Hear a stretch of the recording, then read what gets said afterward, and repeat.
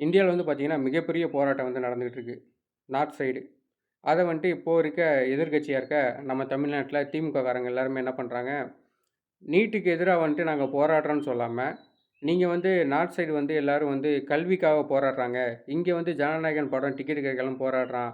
அப்படின்னு நெறைய பேர் நெறைய விமர்சனங்கள வச்சுட்டு இருக்காங்க. எல்லாமே செலிபிரிட்டி பெரிய பெரிய ஆளுங்க தான். ஓகேயா?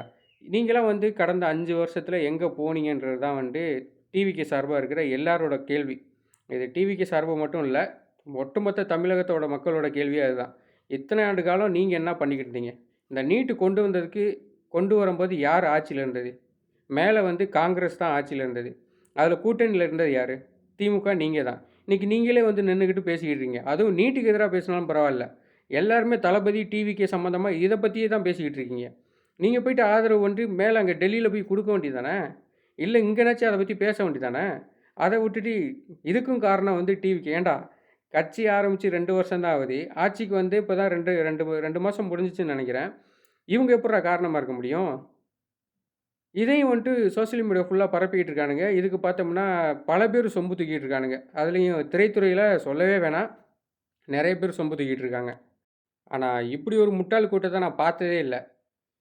இவுங்க இருக்கும்போது தான் வந்துட்டு, இவுங்க சார்பா தான் வந்து நீட் தேர்வே கொண்டு வந்திருக்காங்க. ஆனா, இவுங்களே வந்துட்டு மறுபடியும் நீட் தேர்வ வந்து ரத்து செய்யணும். நீட் தேர்வுல வந்து இவ்வளோ பிரச்சனைலாம் இருக்கு. ஏன் அன்னைக்கு நீங்க அந்த மேலிடத்துல இருக்கும்போது நீங்க தானே கூட்டணியில இருந்தீங்க. நீங்க சொல்ல வேண்டியது தானே? அன்னைக்கே சொல்லியிருந்தீங்கன்னா, உங்க கூட்டணி கட்சியிலேருந்து நீங்க சொல்லியிருந்தீங்கன்னா, ஒரு அழுத்தத்த குடுத்துருந்தீங்கன்னா, அன்னைக்கு எதனாச்சும் ஒண்ணு ஒரு ஒரு பிரச்சனை நடந்து அதுக்கு எதனாச்சும் தீர்வு கிடைச்சிருக்கும் தானே! இப்போ 10, 12 வருஷமா வந்து எல்லாருமே போராடிட்டு இருக்கானுங்க. இதனால நெறைய பேர் செத்துக்கிட்டு இருக்கானுங்க. இதெல்லாம் கண்ணுக்கு தெர்ல. டிவிக்கு ஆட்சி வந்தவுனே, டிவிக்கே தான் எல்லாத்துக்கும் காரணம். அதுக்கப்புறம் ஜனநாயகன் படம் ரிலீஸ் ஆனதுலேருந்து சரி. இருந்தாலும் ஒரு பக்கம் வந்துட்டு இந்த அமைச்சர்கள்லாம் பண்றது வந்துட்டு கொஞ்சம் ரொம்ப காமெடியா இருக்குது. முன்னாள் அமைச்சர் செந்தில் பாலாஜியும், இன்னொரு கல்வித்துறை அமைச்சர் யாரு? அவரும் பண்ணுன காமெடிய விட, இப்ப இருக்க அமைச்சர்கள் வந்து நீங்க படத்த போய் பார்த்துட்டு, தயவு செஞ்சு படத்த பார்த்துட்டு நல்லா இருக்கு, நல்லா இல்லன்னு சொல்லிட்டா கூட பரவால்ல. இப்படி ஒப்பாரியெல்லாம் வைக்கிறது, தேம்பி தேம்பி அழுவுறது, அதெல்லாம் பார்க்கவே ரொம்ப அ உண்மையா இல்ல. செயற்கையா இருக்கு. இயற்கையாவே இல்ல.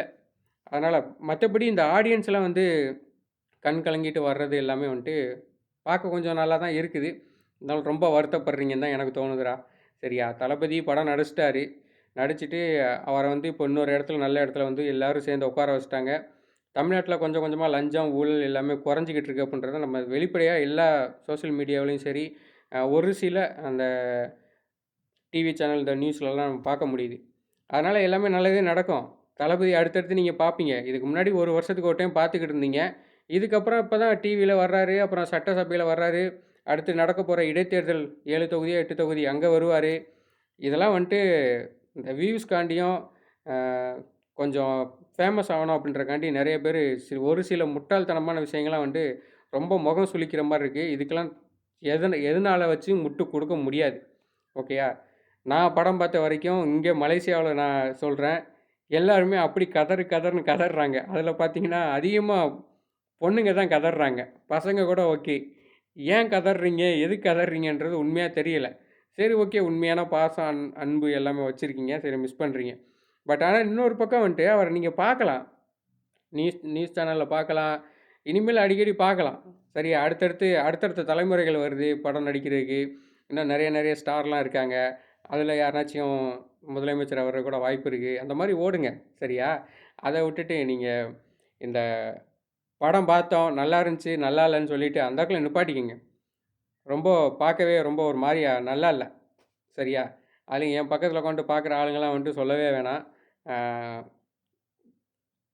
தலையில கட்டி தொங்க விட்டுறணும் அப்படின்ற மாரி தான் எனக்கு தோணுச்சு. வருத்தம் தான் இல்லைன்னு சொல்லல. ஆனா அதுக்காண்டி இப்படியெல்லாம் நடிக்கக்கூடாதுல்ல. அதுக்கு சொன்னேன். ஸோ ஃபைனலா இந்த நீட் தேர்வு உங்கனால தான் வந்துச்சு. இப்ப நீங்களே வந்து போராட்டம் பண்ணிட்டு இருக்கீங்க. எல்லாரும் சேர்ந்து போராட்டம் தான் பண்ணிக்கிட்டு இருக்காங்க. நீட் தேர்வுக்கு எதிரா போராடுங்க. நீட் தேர்வு ரத்து செய்றேன்னு சொல்லிட்டு போர்ட கையில புடிச்சு வச்சுக்கிட்டு, நீங்க தளபதிய பத்தியே தான் பேசுறீங்க. டிவிகே கவர்மெண்ட்ட பத்தி தான் பேசுறீங்க. ஆ வேற என்ன? இந்த ஜனநாயகன் படத்த பத்தியே பேசிட்டு காலத்த ஓட்டாம, இதுக்கப்புறம்னாச்சும் நல்ல ஒரு எதிர்க்கட்சியா நடந்துக்கங்க. அதேமாரி ஆளுங்கட்சியில வந்துட்டு தளபதியும் வந்து அறிக்கையெல்லாம் விட்டுருக்காரு.